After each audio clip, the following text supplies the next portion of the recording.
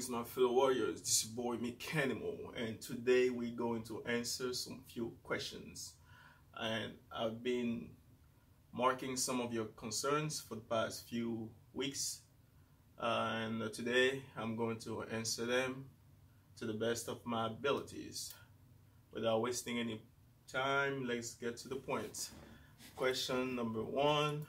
Hey, I wanted to know the best way to correct a quad imbalance. Now my left quad seems to be bigger than my right, and I'm trying individual workouts with them like a good friend that is a personal trainer.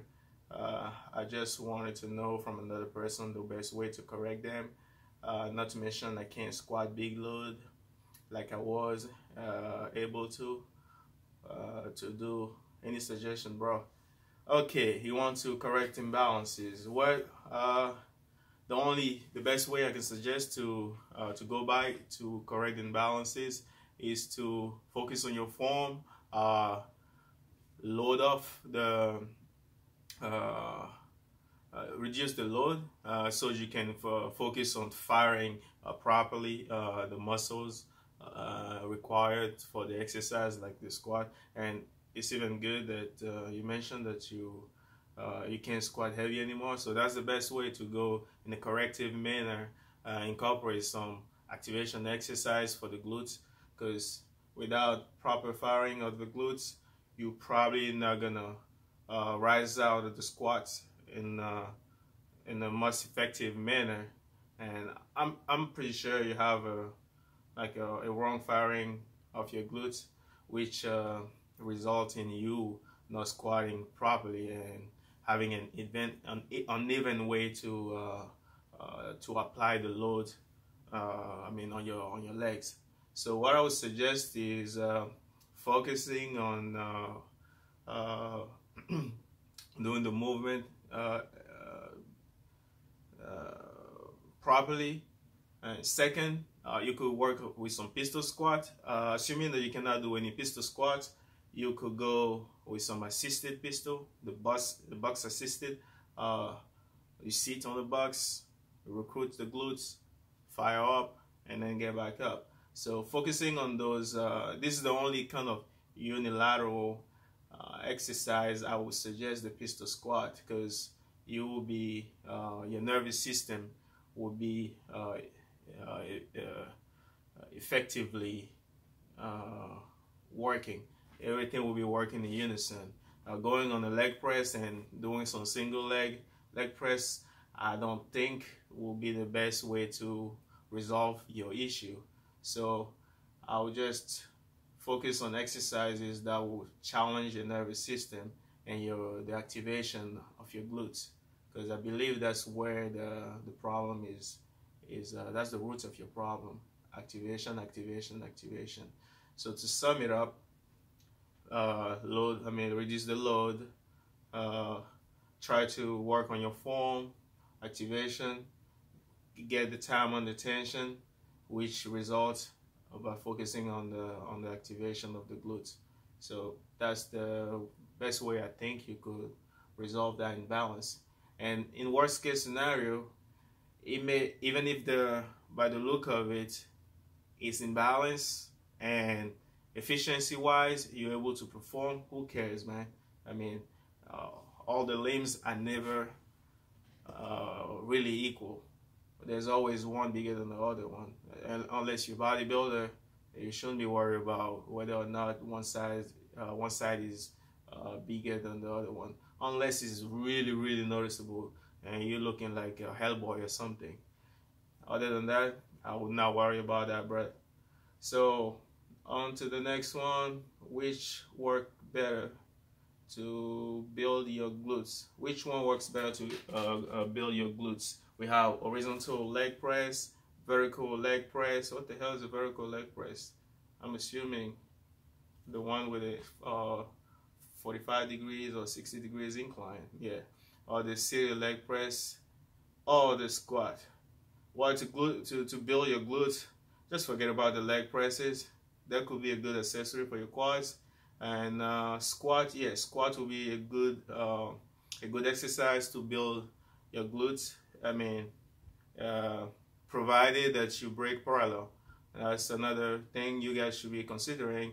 People focusing on aiming on building and what you call recruiting the maximum amount of fibers in the glutes. You want to break below parallel, and how far you go below parallel will depend on how much mobility you have. So break below parallel on the squat. You have deadlift, a great a great tool as well for the glutes and booties. And last but not least, I will go to even further to say that's my favorite one. You have a pistol squat, really underestimated exercise to build glute. Because imagine you have one leg loading all your body weight on one glute, and you have to go ass to grass, recruit, and get back up.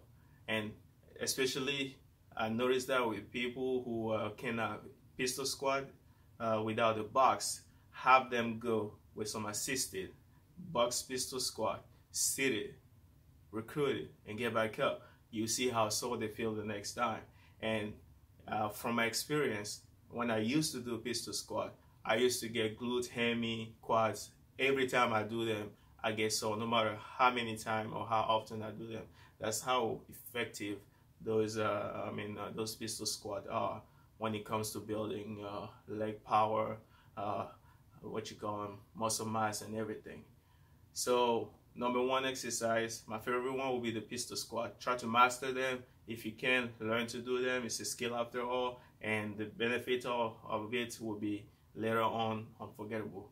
So next will be, hey bro, huge fan, good shit. How many reps and sets would you suggest to start with? To start with what? I'm thinking you were talking about what exercise? Okay, I'll have to come back on that one. So how do you combine lifting with your beginner calisthenics program? Well, I would suggest you to email me for inquiry, because another thing I was going to be announcing is that I will be online coaching people starting next year. Maybe you guys don't know, I'm a personal trainer, and I like better training people one-on-one. And the reason why I stay away from online trainings is because the lack of time to be really committed to interact with people, because I just don't want to get people money and not having to provide the same experience, almost the same experience as a one-on-one. So I thought about it, and I reached a point where I figure I've given some free calisthenics program, and if somebody would like to further the experience of my style of training, they could inquire some online training, and we could address that. But other than that, I would just tell you, I'll give you a few hints. I favor a lot the military press, the barbell squat, and the deadlift that I've started incorporate for the past 2 years. I wish I had started earlier, but those are the three exercises that I cater to as far as barbell lifting and barbell press.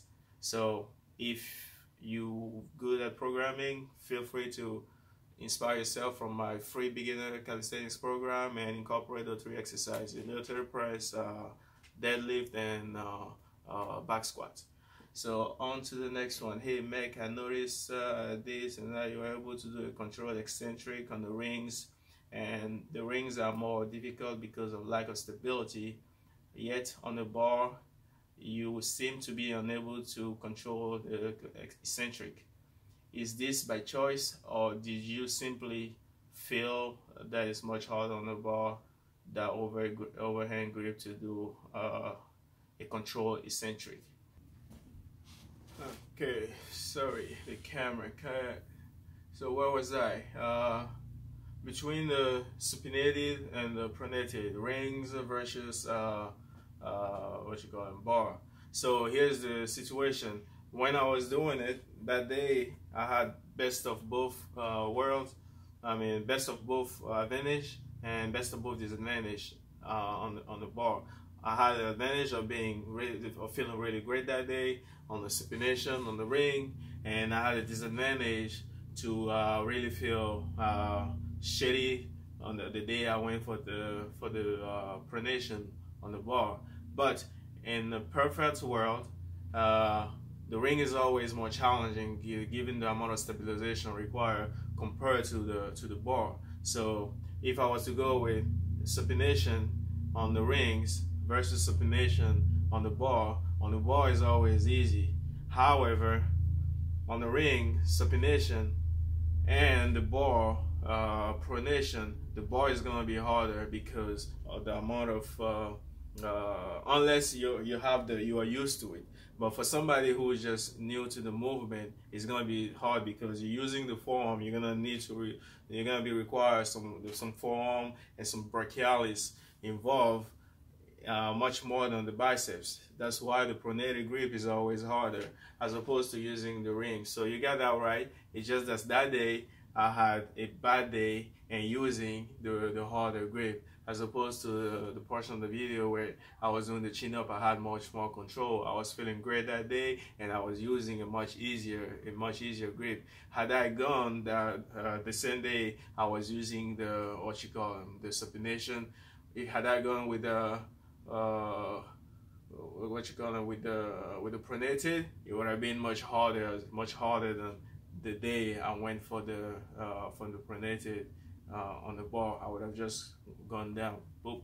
So I hope it answer your question. I was just feeling great, and I was using an easier grip as well than the other. But even though the bar requires less stabilization, the pronated grip on the bar is still harder than the supinated grip on the rings, which require more stabilization. But it is what it is. I hope I answered your question, and I tried not to be too confusing.